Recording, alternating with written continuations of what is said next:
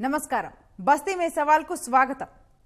నామినేషన్ల ప్రక్రియ పూర్తవటంతో నగర రాజకీయం జోరందుకుంటోంది. గెలుపే లక్ష్యంగా వ్యూహాలు రచిస్తున్న ప్రధాన పార్టీలు అసమ్మతి బెడద లేకుండా జాగ్రత్త పడుతున్నాయి. పోటీగా నామినేషన్లు వేసిన వారు తప్పుకునేలా బుజ్జగిస్తున్నాయి.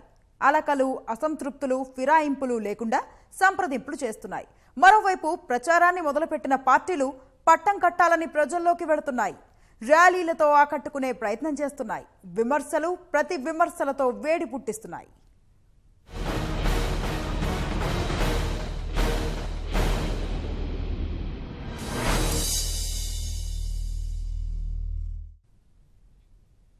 హైదరాబాద్ మహానగరపాలక సంస్థ ఎన్నికల పోరులో నామినేషన్ల ఘట్టం ముగిసినా రెబల్స్ గండం వెంటాడుతోంది. ముందు నుంచి నేతల్లో అసమ్మతి చెలరేగకుండా జాగ్రత్త పడినా తిరుగుబాటు బెడద తప్పడం లేదు. ప్రధాన పార్టీల నుంచి ఎక్కువ సంఖ్యలో అభ్యర్థులు బరిలో నిలవడం పార్టీల్లో గుబులు రేగుతోంది. గులాబీ పార్టీ ముందు నుంచే ఆచితూచి వ్యవహరిస్తూ అసంతృప్తులను దారికి తెచ్చుకుంటోంది. అనుకూలమైన అభ్యర్థుల్ని ఖరారు చేసిన ఇతర పార్టీలు సైతం సమస్యలున్న చోట సంప్రదింపులను కొనసాగిస్తున్నాయి. మొత్తంగా నామినేషన్ల పర్వం ముగిసి బుజ్జగింపుల పర్వం మొదలైంది. గ్రేటర్ ఎన్నికలకు సంబంధించి నామినేషన్ల ఘట్టం ముగియడంతో రాజకీయాలు ఒక్కసారిగా వేడెక్కాయి. టికెట్ ఆశించి చివరి నిమిషంలో భంగపడ్డ పలువురు తిరుగుబాటు అభ్యర్థులుగా రంగంలోకి దిగారు. అధిష్టానాలు చివరి వరకు పలు డివిజన్ల టికెట్లను ప్రకటించకపోవడంతో పోటీ చేయాలనుకున్న అభ్యర్థులంతా ముందు జాగ్రత్తగా నామపత్రాలు సమర్పించారు. పలువురు ఒకటికి మించి డివిజన్లకు నామినేషన్లు వేశారు. టికెట్లు ఆశించి భంగపాటుకు గురైన వారు స్వతంత్ర అభ్యర్థులుగా నిలిచారు. మొత్తానికి ఈ ఒక్కరోజే 2125 నామపత్రాలు సమర్పించారు.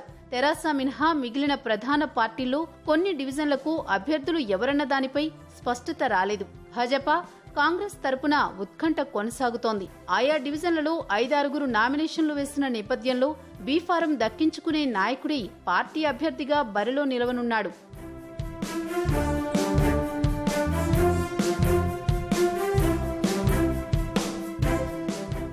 తెరాస 26 మంది సిట్టింగ్లకు టికెట్లు నిరాకరించడంతో అభ్యర్థిత్వాలపై ఆశలు పెట్టుకున్న లీడర్లంతా పలు డివిజన్లలో తిరుగుబాటుదారులుగా నామినేషన్లు వేశారు. భాజపాలోనూ అధిక సంఖ్యలో ఆశావహులు ఉండడంతో పోటీ తీవ్రంగా నెలకొంది. దీంతో టికెట్లు దక్కని వారు పలు డివిజన్లలో రెబల్స్ గా నామినేషన్లు వేశారు. మరికొన్ని చోట్ల కాంగ్రెస్ పార్టీకి తిరుగుబాటు అభ్యర్థుల బెడద తప్పలేదు. నామినేషన్ల ఉపసంహరణకు గడువు ఉండడంతో ఆయా పార్టీల నేతలు రంగంలోకి దిగి వారిని బుజ్జగించే ప్రయత్నం చేస్తున్నారు. తెరాస తరపున కొన్ని చోట్ల రెబల్స్ బరిలో నిలిచినా వారందరినీ బుజ్జగించి నామినేషన్లు ఉపసంహరింపజేసే ప్రయత్నాలు చేస్తున్నారు. టికెట్లు దక్కక నిరాశకు గురైన నేతలతో మాట్లాడాలని, వారిని బుజ్జగించి ప్రచారంలో భాగస్వామ్యం చేయాలని మంత్రి కేటీఆర్ పార్టీ శ్రేణులకు దిశానిర్దేశం చేశారు. భాజపా నేతలు సైతం టికెట్ల కోసం ఆందోళనలు చేస్తున్న వారిని బుజ్జగించే ప్రయత్నాలు చేస్తున్నారు. పార్టీలో ఇన్నాళ్లుగా లభించిన గుర్తింపుతో పాటు భవిష్యత్ అవకాశాల్ని విడమర్చి చెబుతున్నారు.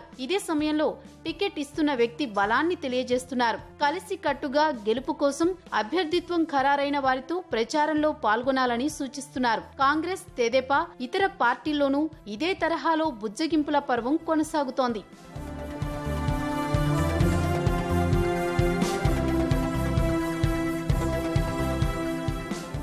ఇవాల్టి నామినేషన్ల పరిశీలన అనంతరం కొందరు అభ్యర్థుల నామినేషన్లు తిరస్కరణకు గురికాగా రేపటి నామినేషన్ల ఉపసంహరణ అనంతరం బరిలో నిలిచే అసలైన అభ్యర్థులెవరో తేలనుంది. రేపటిలోగా పార్టీలు రెబల్స్ నామినేషన్లను ఉపసంహరించుకునేలా చేస్తారా లేదా అన్నది స్పష్టత రానుంది. అయితే కొన్ని చోట్ల పోటీ పట్ల గెలుపు అవకాశాల్ని బేరీజు వేసుకుంటున్న అభ్యర్థులు ఖచ్చితంగా బరిలో ఉండాలని చూస్తున్నారు. ఇందుకోసం ఈ ఎన్నికలే అసలైన సమయమని భావిస్తున్నారు. ఎవరు చెప్పినా తమ దారి పోటీదారి అనే తీరుని చూపిస్తున్నారు. ఒకవేళ పార్టీ బీఫామ్ ఇవ్వకున్నా పోటీ చేసి పలుకుబడితో గెలిచి చూపిస్తామని కొందరు పార్టీ ముఖ్య నేతల ఎదుటనే చెబుతున్నట్లు సమాచారం.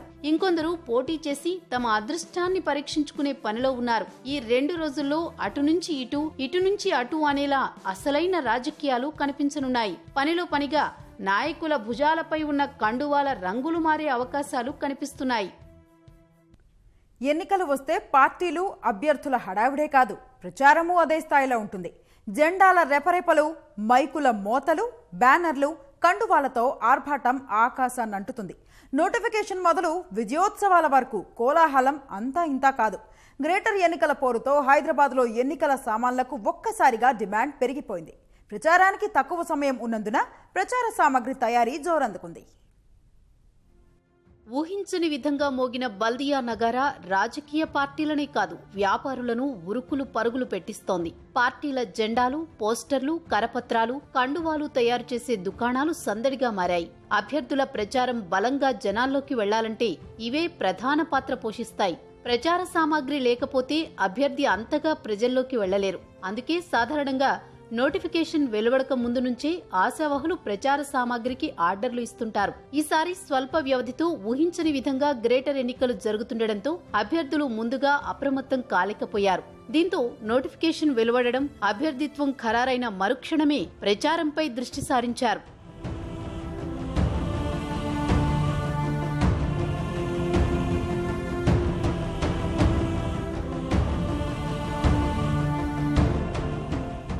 పార్టీల అభ్యర్థులు తమ తమ పార్టీల జెండాలు, కండువాలు, టోపీలు, టీషర్ట్లు, కీచైన్ల కోసం ఇప్పటికే పెద్ద ఎత్తున ఆర్డర్లు ఇచ్చారు. ప్రచార గడువు తక్కువగా ఉండడం, పార్టీల నేతలు తొందర పెడుతుండటంతో అనుకున్నంత స్థాయిలో తయారీదారులు సరఫరా చేయలేకపోతున్నారు. భారీ ఎత్తున ఆర్డర్లు తయారు చేయాలంటే కనీసం వారం రోజుల సమయం పడుతుందని తయారీ వ్యాపారులు చెబుతున్నారు. వీటి కోసం సిరిసిల్ల, భీమండి, మాలేగాం, సూరత్ తదితర ప్రాంతాల నుంచి అవసరమైన సామాగ్రిని తెప్పించి ఆర్డర్ మేరకు నగరంలో తయారు చేస్తుంటారు. సమయాభావం, పెరిగిన ఆర్డర్ల కారణంగా గత ఎన్నికల సమయంలో మిగిలిన సామాగ్రిని తిరిగి విక్రయిస్తున్నట్లు చెబుతున్నారు. కానీ ఆల్ ఓవర్ ఇండియాలో సప్లై చేస్తాను. అంటే కాశ్మీర్ నుండి కన్యాకుమారి దాకా ప్రతి స్టేట్స్ సప్లై చేస్తాను. కానీ జిహెచ్ఎంసీ ఎలక్షన్స్ కొంచెం తొందరగా రావడం వల్ల టైం పీరియడ్ సరిపోక ఫుల్ మెటీరియల్ సప్లై చేయలేకపోతున్నాము. ఇంకా కొత్తగా ప్రింటింగ్ కూడా వెళ్ళలేకపోతున్నాము. మేము 4-5 days 1 week దాకా ఓన్లీ ప్రింటింగ్, కటింగ్, స్టిచ్చింగ్, ప్యాకింగ్కే టైం పడుతుందండి. దాంట్లో ఇంటింటికి వెళ్ళి కటింగ్ చేయడం, స్టిచ్చింగ్ చేయడం, ప్యాకింగ్ చేయడం. ఇంకోటి క్యాప్స్ కూడా అలానే ఉంటాయి. మొత్తం క్యాప్స్, బ్యాచెస్ కానీ, టీ షర్ట్స్ కానీ ప్రతి ఒక్కటి వేరియేషన్ సంథింగ్ సపరేట్ ఉంటుంది. కొత్తగా రెడీ చేసే మెటీరియల్ ఛాన్స్ మంది దొరకట్లేదు. ఓన్లీ పార్టీ సింబల్ ఏదో గుర్తు ఉంటుందో, కార్ సింబల్, పతంగ్ సింబల్, చేయి సింబల్ ప్లస్ కమలం పువ్వు గుర్తు, అదే గుర్తు పైనే వాళ్ళకి వెళ్ళాలి. డైలీ వచ్చేసి మాది 1 lakh 2 lakh ఫ్లాగ్స్ ప్రొడక్షన్ ఉండే. ఇప్పుడు 1 lakh కాకుండా ఇప్పుడు 10,000 ఫ్లాగ్స్ కూడా చేయలేకపోతున్నాం. ఎందుకంటే ఇప్పుడు టైం లేదు మా దగ్గర. ఇప్పుడు నెక్స్ట్ వచ్చేసి ఇప్పుడు తమిళనాడు, కేరళ ఇవి ఎలక్షన్స్ ఉన్నాయి. మేము ఆశిస్తున్నాం ఏమంటే ఆ ఎలక్షన్ కూడా ఇలా కాకుండా ఇంకా మాకు కొంచెం టైం ఇస్తే మేము ఇంకా చాలా మంచిగా ప్రిపేర్ అవ్వచ్చు, చాలా మందికి ఉపాధి కలగాలని మేము అనుకుంటున్నాము. ప్రచార సామాగ్రి దుకాణదారులు సాధారణంగా జరిగే రాజకీయ కార్యక్రమాలకు ఈ జెండాలు, టోపీలు లాంటివి విక్రయాలు జరుపుతున్నా 5 ఏళ్లకొకసారి వచ్చే ఎన్నికల కోసమే ఎదురు చూస్తుంటారు. ప్రస్తుతం స్వల్ప వ్యవధిలో జరుగుతున్న ఎన్నికలు తమ ఉపాధిని దెబ్బతీశాయని తయారీదారులు వాపోతున్నారు. ఇంకాస్త సమయం ఉండి ఉంటే మరింత ఆదాయం వచ్చేదని చెబుతున్నారు. భద్రమైన జీవనానికి కేంద్రంగా నిలుస్తున్న నగరం హైదరాబాద్. పటిష్టమైన శాంతి భద్రతలు, నిఘా కెమెరాలు, అత్యాధునిక సాంకేతిక పరిజ్ఞానం, ప్రత్యేక టాస్క్ ఫోర్స్లు, ఫ్రెండ్లీ పోలీసు విధానం వంటి అంశాలతో ప్రశాంత జీవనానికి కేర్ ఆఫ్గా నిలుస్తోంది. అందుకే ఎన్నో జాతీయ, అంతర్జాతీయ సంస్థలు ఇక్కడ పెట్టుబడులు పెట్టేందుకు ఆసక్తి చూపుతున్నాయి. నేర నియంత్రణ, ప్రజల భద్రత కోసం 6 ఏళ్లలోనే విప్లవాత్మక మార్పులకు శ్రీకారం చుట్టి సరికొత్త శక్తిగా నిలుస్తోన్న పోలీసు వ్యవస్థపై ప్రత్యేక కథనం.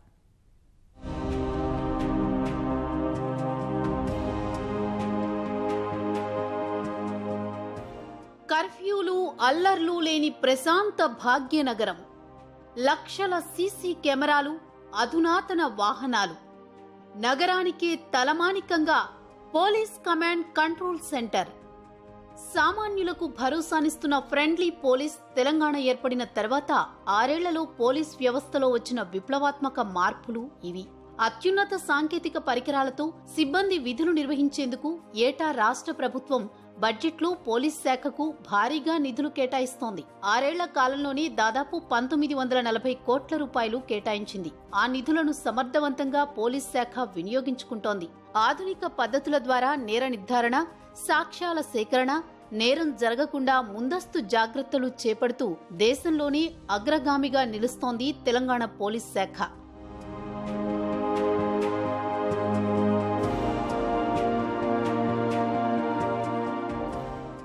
మట్కా, జూదం, పేకాట తదితర సామాజిక రుగ్మతలను ఉక్కుపాదంతో అణిచివేయడానికి పోలీస్ శాఖ అనేక చర్యలు తీసుకుంటోంది. ప్రజలకు మరింత మెరుగైన సేవలు అందించేందుకు గతంలో ఎన్నడూ లేని విధంగా పోలీస్ శాఖలో భారీగా ఖాళీలను భర్తీ చేసింది. ఎవరైనా సమస్యలతో 100కి డయల్ చేస్తే చాలు, క్షణాల్లో అక్కడికి చేరుకునేలా వ్యవస్థను అభివృద్ధి చేశారు. ఒకప్పుడు పోలీస్ స్టేషన్లకు వెళ్లాలంటేనే భయం. ఫ్రెండ్లీ పోలీస్ విధానం ద్వారా ఠాణాల్లో స్నేహపూర్వక వాతావరణాన్ని నెలకొల్పారు. ఫలితంగా సామాన్యుడికి పోలీసులపై భరోసా కలిగించడంలో పోలీస్ శాఖ విజయవంతమైంది.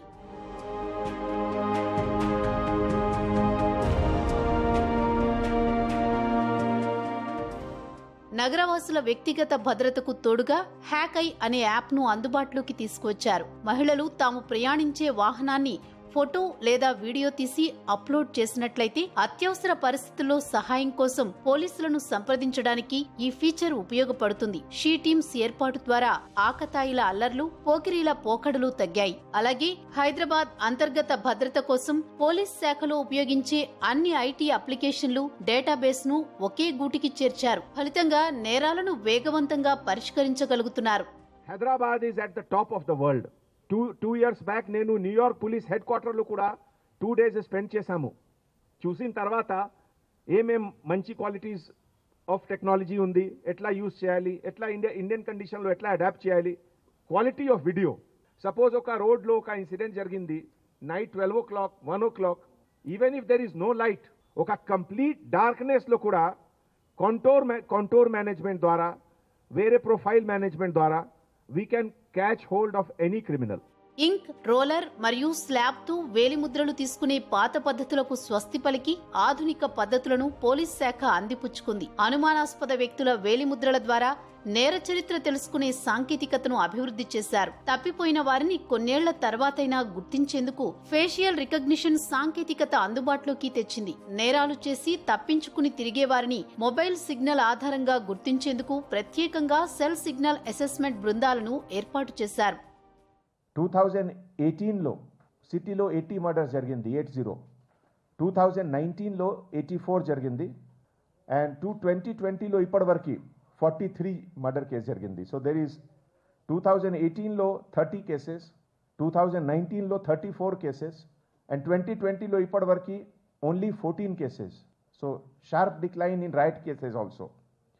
ఇదే విధంగా కిడ్నాపింగ్ కేసెస్లో 2018లో 402, 2019లో 522, అండ్ 2020లో ఇప్పటివరకు 309 కేసెస్. స్లైట్ డిక్లైన్ ఉంది.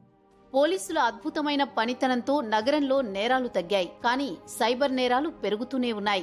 OLX, OTP, QR code, gift fraud వంటి సైబర్ నేరాలు తీవ్ర రూపం దాల్చుతున్న సమయంలో ప్రజలకు పోలీసులు అవగాహన కల్పించేందుకు కృషి చేస్తున్నారు. నేరాలకు పాల్పడుతున్న వారు దేశం దాటకముందే అదుపులోకి తీసుకుంటున్నారు. నగరంలో జరిగే ప్రతి ఒక్క నేరాల తీరుపై ప్రజలకు అవగాహన కల్పించేందుకు సామాజిక మాధ్యమాల ద్వారా స్మార్ట్ పోలీసింగ్ విధానాన్ని అవలంబిస్తున్నారు. నగరంలో భద్రతను మరింత కట్టుదిట్టం చేసేందుకు 1,00,000 సీసీ కెమెరాలు ఏర్పాటు చేశారు. ఫలితంగా గొలుసు దొంగతనాలు, కిడ్నాప్ కేసులను అరికట్టగలుగుతున్నారు. అలాగే హనుమాన్ జయంతి, గణేష్ శోభాయాత్ర, బోనాలు, మిలాదున్ నబీ వంటి పండుగలలో ఎలాంటి అవాంఛనీయ ఘటనలు జరగకుండా సీసీ కెమెరాలు ఎంతగానో ఉపయోగపడుతున్నాయి.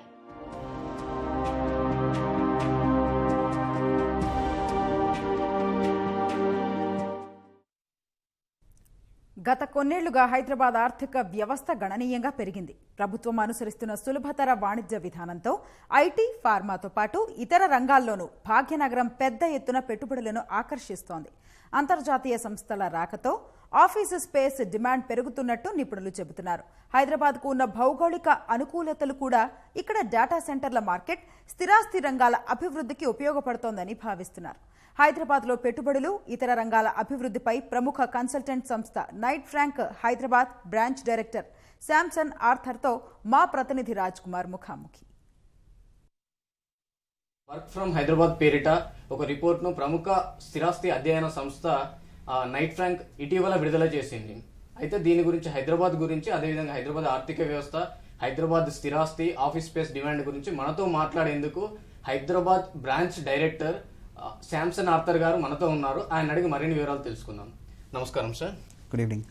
సార్, గత కొంతకాలంగా చూసుకుంటే హైదరాబాద్ ఎకానమీ ఏ విధంగా డెవలప్ అయింది, ఏ విధమైన గ్రోత్ సాధించింది? Hyderabad and Telangana government economic index చూసుకుంటే మనము India average kanna we have done better.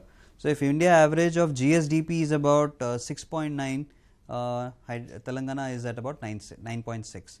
But if you ask me separate ga specific real estate చూసుకుంటే మార్చ్ వరకు మనకు ఉన్న మొమెంటమ్ వాజ్ ఒక 6 months కు మనము బెంగళూరుని కూడా బీట్ చేసాము. సో ఇన్ ద కంట్రీ మనం second best market for office space and one of the best markets for housing. So definitely March వరకు మనకు వచ్చిన మొమెంటమ్ కంటిన్యూ అవుతుండే, కానీ because of Covid like any other city any other country మనకు impact ఉంది. But despite Covid Q3 June నుంచి ఒక recovery మనం చూస్తున్నాము. అండ్ ఫ్యాక్ట్స్ అండ్ ఫిగర్స్ చూసుకుంటే Hyderabad and Bengaluru once again are the leading markets. So office space డిమాండ్లో గత కొంతకాలంగా ఎలా ఉంది అంటే కొన్ని గణాంకాలు ఏమని చెప్తారు? సో మనకు last year 2019 was the best year. We almost did 10 million square feet. ఇందాక మన యావరేజెస్ వచ్చి about 7-8 million square feet every year ఉంటాండ. Now what we have is a unique situation where demand is there, but because of again COVID వలన today we have lot of supply, but it's at the moment at various stages of construction, and slowly companies are looking to recalibrate their space requirement. So demand is still all right, but the real guesstimate of the demand will be as soon as companies come back to work. Okay sir, అంటే ఎందుకు ఇలా జరుగుతుంది, అంటే ఎందుకు ఇంత demand భారీగా పెరగడానికి గత కారణాలు ఏంటి? గత 5 ఏళ్ల నుంచి అంటే పెరుగుతున్న పరిస్థితి మనకు కనబడుతుంది. ఎందుకు basically? We use that opportunity to say why work from Hyderabad. So WFH also is Hyderabad, and our report capture చేసేది ఏంటంటే economics, government policies, ease of doing business, and the real feedback of those companies who have a base in Hyderabad. So gatamlo when we had lot of BPO jobs in Hyderabad, today we have high level technology jobs, R&D jobs. So ఇలాంటి companies వచ్చినప్పుడు vendor companies కూడా వస్తాయి. వీళ్ళు వచ్చినప్పుడు talent ఇక్కడ ఉన్నందుకు వస్తున్నారు. With so much land available and so much construction available, companies were happy to expand in Hyderabad compared to other cities which are more expensive. Is of doing బిజినెస్లో మన తెలంగాణ చాలా అంటే టాప్ పొజిషన్లో ఉంది. అయితే ఈజ్ ఆఫ్ డూయింగ్ కోసం ప్రభుత్వం తీసుకున్న చర్యలను ఏ విధంగా చూస్తారు? I'll give you an example, Raj. Ease of doing business మనకు కొంచెం పైన కింద అయినా కానీ the practical experience ఎలా ఉందంటే people are not afraid of approaching the government for whether incentives or subsidies or tax reliefs if you are a new investment. We have seen that. Secondly, when you look at state to state comparison, with this being the youngest state in the country, the eagerness ante oka they want to encourage more business. So ఎవరైనా investment చేయడానికి వస్తే government is more than happy to send their officers to treat the customer with the same way private companies do. Secondly, government officers are all available to tell what to do అనేది. అలాగా ఒక కొత్త policy initiate చేసినప్పుడు government has to compete with other governments like Karnataka, Tamil Nadu and elsewhere. ఆ దాంట్లో when the customer sees that it is a friendly government, policies are easy to do to start business. That's when they feel like okay, we must come to Telangana because government is proactive. So Hyderabad తీసుకున్నట్లయితే ఒకప్పుడు ఐటీకే ప్రధానంగా ఉంది, but ఇప్పుడు అంటే pharma IT మాత్రమే ప్రధానంగా ఉంది. ఇప్పుడు మిగతా రంగాల్లోకి విస్తరించాలని గవర్నమెంట్ కూడా అనుకుంటుంది. అదేవిధంగా ఇక్కడ మనం గ్రౌండ్ లెవెల్లో కూడా చూస్తున్నాం. అంటే దీన్ని ఏ విధంగా చూడొచ్చు, అంటే ఈ విధంగా ఇట్లో గ్రోత్ ఉందని అనుకుంటున్నారా మీరు? Yes, certainly, and I think government is sensitive, but industry was always sensitive that only Western Corridor growth vaste it is not good for the entire city. What the government is now looking to do and which we believe is good for the city and for the state is the grid policy which government mentioned, where growth in dispersion ani వాళ్ళు mention చేస్తున్నారు. And this is a policy that I would really feel that we should all take advantage of, because growth is being planned in the north of Hyderabad for IT. In the east of Hyderabad, there are plans for industrial manufacturing and other clusters. South, there is more than airport and other industries. Although we already have Aerotropolis, we have aerospace sector industries and others. North, east, west, south, అన్నిటికి ఒక plan ఉంది. And if the industry comes, housing will automatically grow. So Hyderabad ఇంకా 5 years కావచ్చు, 10 years సమీప భవిష్యత్తులో ఎలా ఉంటుంది అనుకున్నారు? Economy and investments and real estate and everything. Okay, so Hyderabad is like this young city. It can grow fastest. Stable governance, very eager to do new sector industries. When the government is interested, the people are both the locals and the immigrants who have come. They are all in a very cohesive community where they are interested in a good life, good balance of social life, entertainment, recreation and office life, and for school and for hospitals it's a safe place. Cost of living is low, and we all can go and desire to have a piece of land or a bungalow or an apartment at different budgets. This is where I will say Hyderabad is welcoming everybody from India. Oka saying ఉంది, Hyderabad is the north of south and the south of north of India. So it's like a mini India in itself.